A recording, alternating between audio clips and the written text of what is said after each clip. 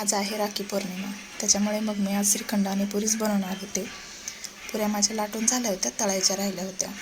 पुऱ्या तळायला घेतल्या होत्या, पुऱ्या तळत होते. पण पुऱ्या तळताना मात्र मनामध्ये अनेक विचार चालू होते. प्रत्येकाचं तसंच असतं, आपण काहीतरी काम करत असतो, मनामध्ये मात्र अनेक विचार चालू असतात. प्रत्येकजण आपल्या भविष्याचा विचार करतं, आपल्या फ्युचरचा विचार करत असतं.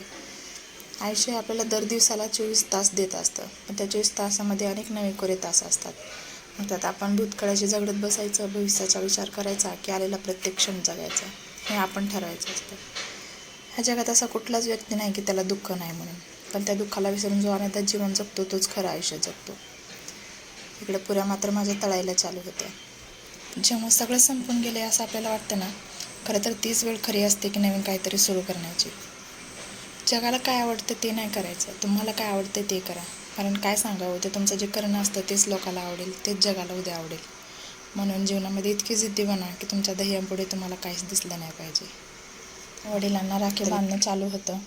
प्रत्येकाने बारीने राखी बांधून घेतली होती. आता आमच्या छोट्या पिटिकल्याला पण राखी बांधायची होती. मग तिचे चालू होतं असं कुंकू लावणं आणि राखी बांधणं. तर चला, आजच्यासाठी एवढंच. बाय.